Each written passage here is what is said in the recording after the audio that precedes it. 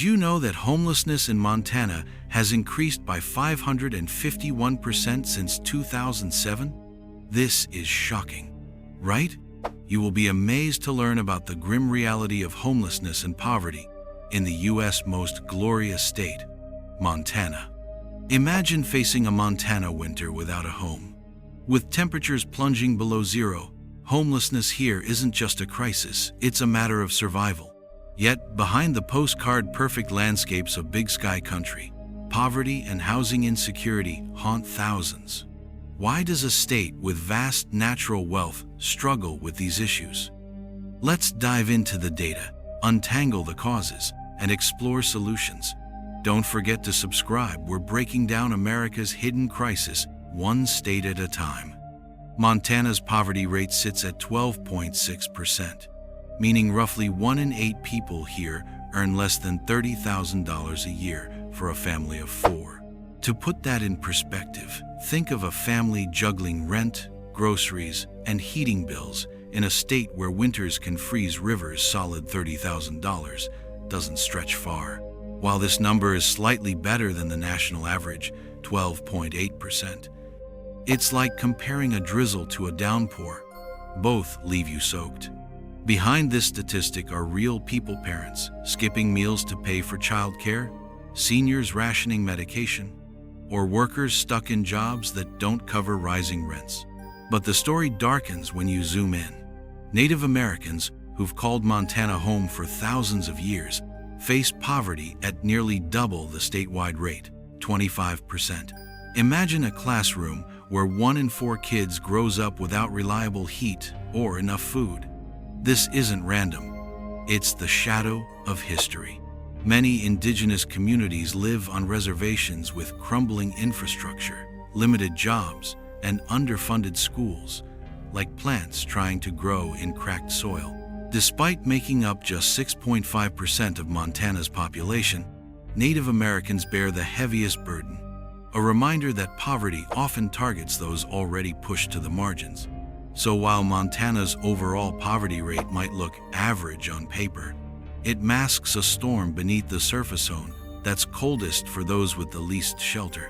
On a single night in 2023, volunteers counted 1,585 people without a home in Montana, about the population of a small town. Picture that town scattered across a state bigger than Germany, many surviving winters in tents, cars, or under bridges.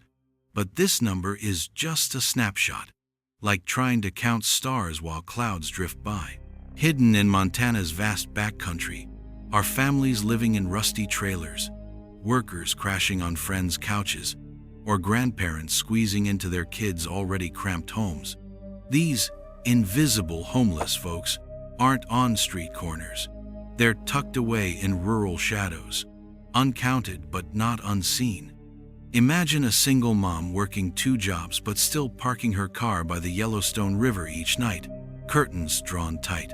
Or a veteran heating a trailer with a propane stove, praying the frost doesn't creep inside. These stories slip through the cracks of official counts, like raindrops vanishing into dry soil. In a state where neighbors often live miles apart, homelessness isn't always a line at a shelter. It's a quiet struggle, buried under snowdrifts and pride. The truth? The real number is higher, but measuring it is like trying to grip the wind. Now let's understand the root causes behind the homelessness and poverty in Montana. Montana's housing crisis is like a wildfire. It started small but now engulfs communities. Since 2020, the price of a typical home here has shot up by 60%. Imagine a pickup truck that cost $30,000 suddenly selling for $48,000 overnight. What sparked this? A flood of remote workers, drawn to Montana's mountains and quiet towns, drove up demand. But for locals earning average wages, it's like being priced out of their own backyard. Renters now need to earn $22.5 an hour to afford a modest 2-bedroom apartment, but most jobs pay around $19. That gap, $3.5 an hour, might sound small, but over a month, it's the difference between keeping the lights on or falling behind. For families, this isn't just about numbers, it's survival math. Many spend 50 to 70% of their income just on housing, leaving crumbs for groceries, gas, or doctor visits. Picture a pie chart where one giant slice gobbles up half the plate, forcing hard choices. Do you pay rent, fix a broken heater, or fill prescriptions? For every missed bill, the threat of eviction looms like a storm cloud, leaving families one emergency away from losing their roof. In a state known for big skies, the dream of affordable shelter feels farther away than ever. In much of Montana, getting help for a broken mind is as hard as finding water in a desert. Nearly half the counties here have no mental health providers, no therapists, no counselors, no safety nets. Imagine living in a community where the closest psychiatrist is a 3-hour drive away, past icy roads and mountain passes. For someone battling depression or addiction, that distance isn't just geography, it's a wall. You might as well hang a closed sign on hope itself. And if you're poor in rural Montana, getting anywhere is a puzzle with missing pieces. Most towns have no buses, trains, or taxis. Picture a single mom working at a diner 20 miles away. If her beat-up car breaks down, she's stranded, no paycheck, no backup plan. For folks without wheels, jobs, doctors, and grocery stores drift out of reach like balloons slipping from a grip. It's a cruel trap. You need money to fix a car, but you need a car to earn money. In a state famed for its wild openness, isolation can feel like a locked door. Montana's indigenous communities carry a weight heavier than the Rockies. On reservations like the Crow and Northern Cheyennelands, their ancestors called home for millennia, poverty rates soar past 35%. To visualize this, picture a classroom where 1 in 3 kids grows up without reliable heat, clean water, or enough beds to sleep. Families often squeeze into overcrowded homes, some with holes in walls or roofs, as if the houses themselves are gasping for repair. This isn't bad luck. It's the echo of broken promises. For generations, tribal lands have been sidelined like gardens left unwatered. Jobs are scarce, schools underfunded, and basic infrastructure like plumbing or electricity can feel like luxuries. Imagine waiting years for a hospital or grocery store that never comes, while winter temperatures plunge low enough to freeze rivers. The legacy of neglect runs deep, tangled in outdated policies and underinvestment. Yet, despite this, Native communities persist, like wildflowers pushing through cracked concrete, resilient. But in need of light, they've too often been denied. Nearly a quarter of Montana's jobs are tied to tourism and agriculture industries that rise and fall with the seasons. Like a roller coaster no one signed up to ride. Think of a hotel worker in Glacier National Park who earns tips during the summer rush, only to face empty pockets when snow chases tourists away. Or a farmhand planting crops in spring, sweating through harvest in fall, then staring at a silent phone all winter. These jobs pay barely enough to scrape by, even when the work is steady. But steady is a mirage here.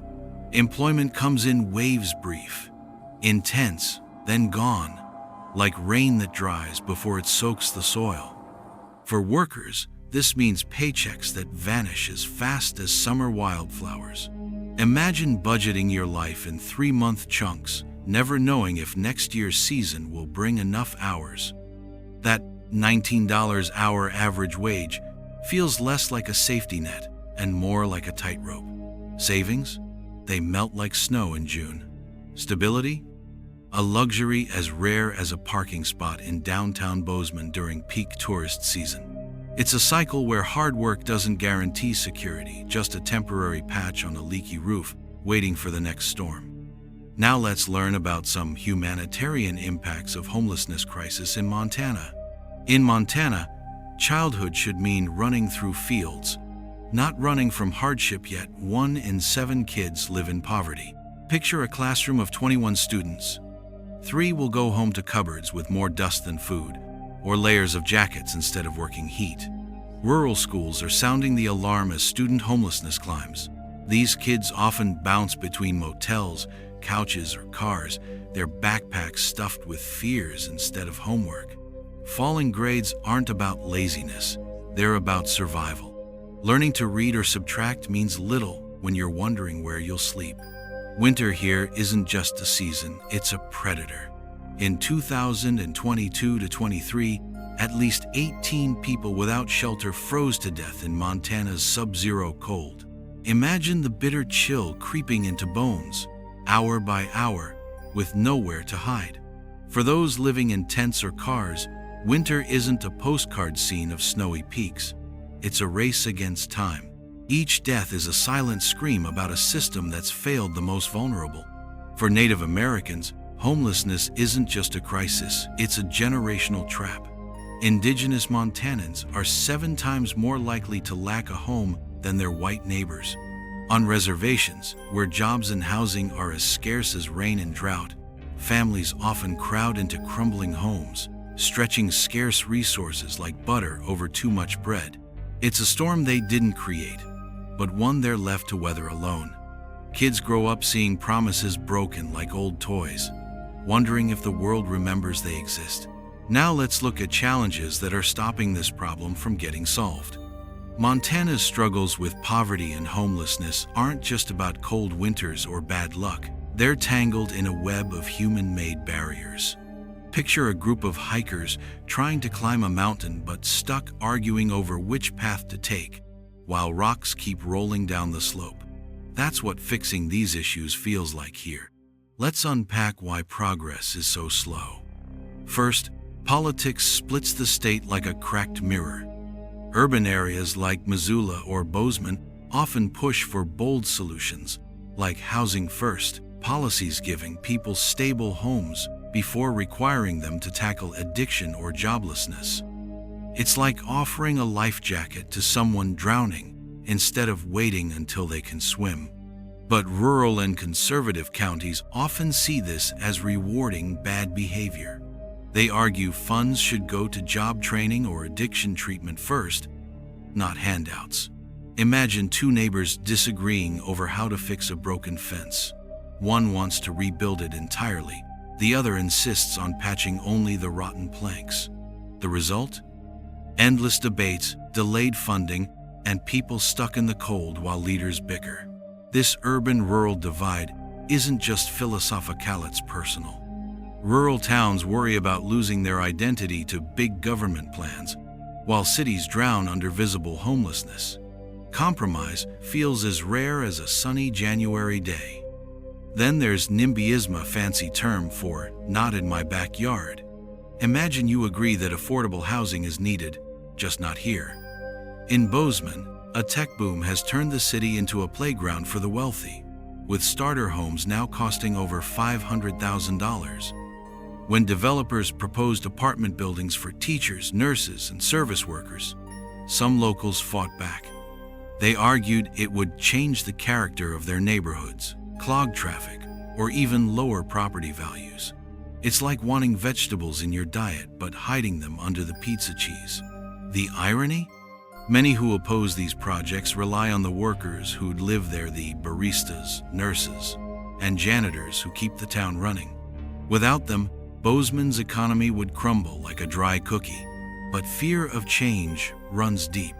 In Missoula, a proposed homeless shelter faced similar backlash, with critics warning of crime and litter, even though data shows shelters reduce both.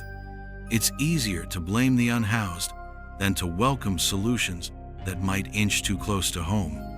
Meanwhile, Montana's tribes face a different kind of neglectone carved by history. Federal housing grants for tribal programs cover only 15% of what's needed. Let that sink in. It's like trying to fill a bathtub with a teacup. On reservations like the Crow or Northern Cheyenne, overcrowded homes fester with mold, broken heaters, and cracked walls. Families might wait years for repairs, while federal paperwork gathers dust. This isn't an oversight. It's the legacy of treaties broken and promises ignored. For generations, tribal leaders have been handed a rule book written in a language they didn't choose, then blamed when the system fails. Imagine asking someone to bake a cake but only giving them half the ingredients and a broken oven. That's tribal housing grants in a nutshell. The funding gap isn't just a number, it's kids sleeping in shifts because there aren't enough beds, elders shivering through storms in trailers, and parents praying the roof holds. What makes these challenges so maddening is how they feed each other. Political gridlock means federal funds for tribes stay stalled. NIMBYism pushes affordable housing to the edges of towns, far from jobs and buses, trapping people in poverty. And the lack of tribal resources deepens homelessness, which fuels stereotypes that scare voters away from supporting housing projects.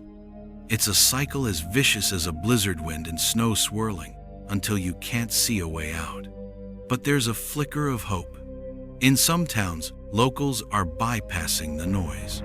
Volunteer groups build tiny home villages, churches open warming shelters, and tribal leaders repurpose old buildings into housing. These efforts are like wildflowers pushing through concretesmal but stubborn. They show that solutions exist, even if the path is steep. The question is whether Montana and America will choose to look beyond arguments and fears to finally water the seeds of change. So, enough of the sad stories and negative vibes. Now it's time to hear about the programs that are working to solve this problem. Even in the storm of Montana's housing crisis, there are patches of blue sky.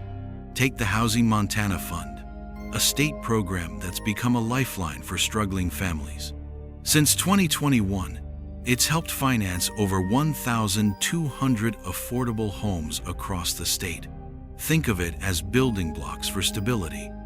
These aren't luxury apartments, but modest, safe spaces where waitresses, teachers, and retirees can finally stop juggling rent and bills. For a single mom in Billings, it meant moving her kids from a moldy motel room to a 2-bedroom with working heat. The fund isn't a magic fix, but it's proof that when Montana invests in its people, roots can grow even in rocky soil. On the Blackfeet Reservation, a different kind of healing is unfolding. The Medicine Bear Shelter, run by the tribe, doesn't just offer a roof-it-wraps care around addiction recovery, job training, and cultural reconnection. Picture a wounded elk finding shelter in a forest. Here, members battling homelessness and substance use rebuild their lives through Blackfeet traditions like drum circles and elder mentorship. One resident described it as remembering who I was before the meth. Since opening, the shelter has cut local overdose deaths by nearly 40%, showing that solutions born from community wisdom often fit better than one-size-fits-all policies. Meanwhile, in Missoula, a clever idea called a community land trust is turning homeownership from a mirage into reality for working families. Here's how it works. The trust buys land and sells the house on it at below market rates, while keeping ownership of the dirt beneath. This keeps prices permanently affordable, like anchoring a boat so it can't drift away in a rising tide. A nurse's aide named Maria bought her home through the trust in 2020 for $180,000, half the going rate. Even as nearby houses ballooned to $400,000, her mortgage stayed steady. It's not just a house, she says. It's knowing I won't be priced out of my own life. These stories aren't fairy tales. They're real, gritty proof that progress is possible. The Housing Montana Fund shows government can be a tool, not a hurdle. The Medicine Bear Shelter proves tribal leadership holds answers outsiders often miss. And the Land Trust? It's a reminder that creativity can outsmart even the meanest housing markets. They're not perfect, and they don't erase decades of neglect overnight. But like the first green shoots after a forest fire, they signal life returning to scorched earth. For every family housed, every addiction treated, every deed signed, Montana writes a new line in a story that's far from over. So, the policies are working well to solve the issue, but here are some recommendations to the policies from our side. Montana's crises are deep, but they're not hopeless. Think of these fixes like tools in a toolbox, not magic wands. but practical ways to start repairing what's broken. First up, expanding the state's Earned Income Tax Credit, EITC. Imagine a discount coupon that working families get at tax time, putting money back into their pockets. Montana launched a small version of this in 2023, but boosting it could be a game changer. For a single mom earning $25,000 as a home health aide, a bigger EITC might mean an extra $500 minus $1,000 yearly, enough to fix a broken car engine or cover a month's daycare. It's not charity, it's a reward for hard work, a financial life raft for folks drowning in rising costs. States like Colorado and Minnesota have used this tool to cut child poverty by 20%, proof that it works without breaking people on the buses bank. and trains. Next, Montana needs a Rural Mental Health Corps, a fancy name for a simple idea. Pay doctors and counselors to work in areas where help is scarcer than shade in a prairie. Today, many therapists avoid rural towns because salaries are low and patient loads are crushing. But what if Montana offered to pay off their student loans, cover moving costs, or give a housing stipend? It's like building a pipeline to channel water into a drought-struck field. Picture a counselor setting up shop in a town like Malta, where the nearest mental health clinic is 100 miles away. Suddenly, a veteran with PTSD can get care without a 4-hour drive.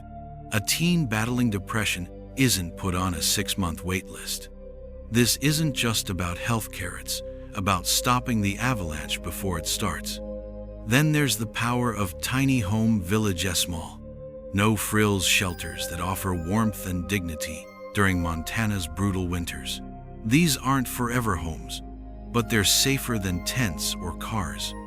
Picture a cluster of cabins the size of shipping containers, each with a bed, heater, and lockable door, built by volunteers on donated land. Add shared bathrooms, a community kitchen, and a caseworker to connect residents with jobs or rehab. For someone like John, a construction worker who lost his apartment after an injury, a tiny home could be the stepping stone to stability.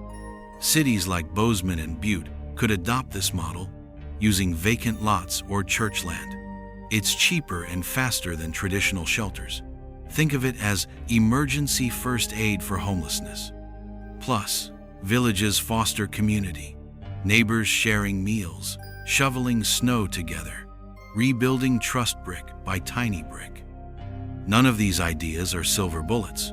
The EITC won't erase rent hikes. Mental health workers can't cure systemic neglect, and tiny homes won't replace affordable apartments. But together, they're like stitches closing a wound slowly, steadily, with care. They tackle the roots, not just the symptoms. Most importantly, they're possible. Montana has the land, the spirit, and the grit to try. It's time to stop debating the size of the problem and start building ladders out of the hole. After all, even the longest winter ends if you're prepared to meet the thaw. Montana's crisis reflects a national truth. Poverty thrives where resources don't reach, but innovative locals are proving change is possible. Want more deep dives? Hit subscribe and let us know in the comments, should the U.S. prioritize rural homelessness next? Stay curious, stay compassionate, and we'll see you in the next video.